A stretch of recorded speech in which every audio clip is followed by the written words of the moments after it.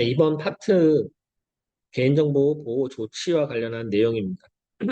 이번 파트에서는 개인정보 보호를 하기 위해서 이제 개인정보 안정성 확보 조치를 위한 내부 관리 계획, 접근 권한, 접속 기록, 접근 통제 이런 것들에 대해서 한번 이제 학습을 할 거고, 좀 이번 파트가 좀 기술적인 내용들이 많이 나오기 때문에 이제 정보 보안 업무를 처음 접하시는 분들은 조금 어렵다고 생각하실 수 있는데, 사실 CPPG에서 나오는 기술적인 부분들이 약간 깊이가 깊지가 않아서 물론 이해하시는 데는 조금 어려우실 수는 있겠지만 문제의 답을 맞추는 거는 그렇게 어렵지 않기 때문에 너무 거부감을 갖고 학습을 안 하셔도 될 것 같습니다. 최대한 쉽게 문제 나올 만한 거 위주로 설명을 드리도록 하겠습니다.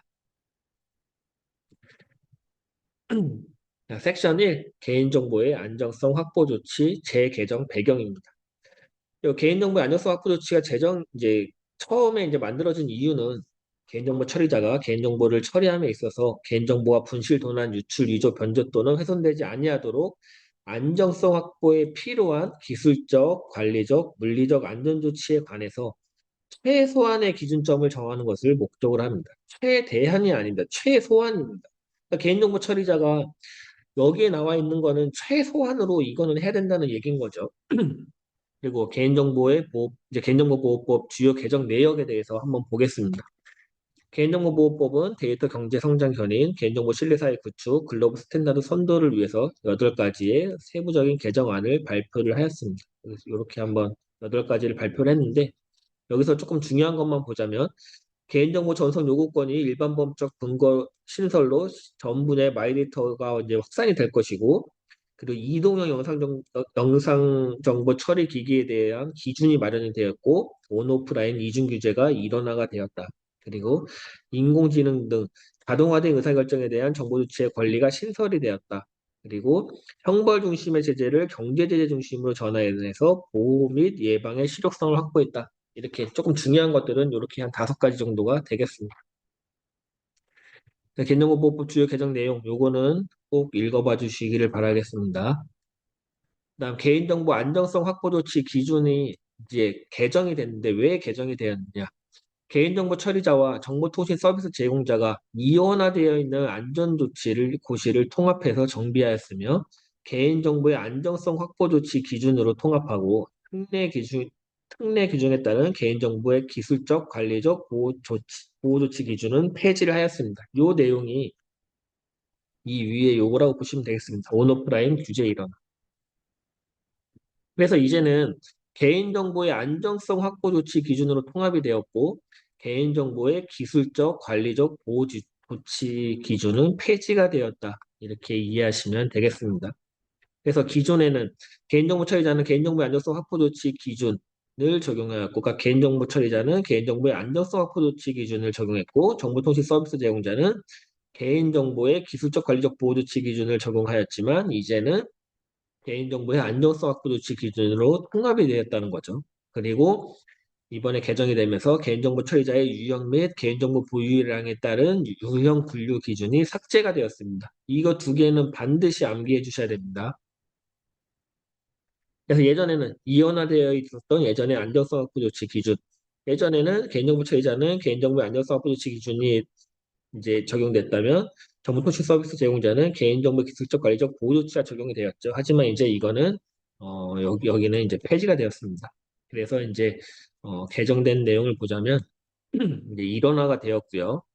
그리고 유형 분류 기준이 삭제가 되었고, 그리고 안정성 확보에 필요한 조치를 하지 않은 자는 3천만 원 이하의 과태료 내용이 추가가 되었고, 그리고 개인정보 처리자는 개인정보가 분실되거나 유출되는 경우 위반 행위와 관련한 매출액의 100분의 3 이하의 과징금. 죄송합니다. 여기가 위반 행위가 아니라 전체입니다. 전체 매출액입니다. 전체 매출액과 관련 전체 매출액의 100분의 3 이하의 과징금. 네, 그리고 위 내용을 한번 읽어보자면 개인정보 처리자와 정보 서비스 제공자로 이원화되어 있던 안전조치 고시를 통합하였다. 그래서 요거 개인정보 안전성 확보 조치 기준을 통합하고 개인정보의 기술적 관리적 기준은 폐지가 되었다. 개인정보 처리자 유형 및 개인정보 보유를 향해 따른 안전조치 기준이 삭제가 되었다. 구체적인 비밀번호 작성 규칙을 삭제하고 인증 수단을 자율적으로 정하도록 개선하였다. 클라우드 컴퓨팅 서비스를 이용하는 경우 해당 서비스에 대한 접속 외에는 인터넷을 차단하는 조치를 허용하였다. 그리고 블록체인 등 아까 우리가 개인정보의 파기에서 봤던 내용, 블록체인 등 기술적 특성으로 영구 삭제가 현저히 곤란한 경우 익명정보를 처리하는 익명정보 처리를 파기하는 방법을 허용을 한다.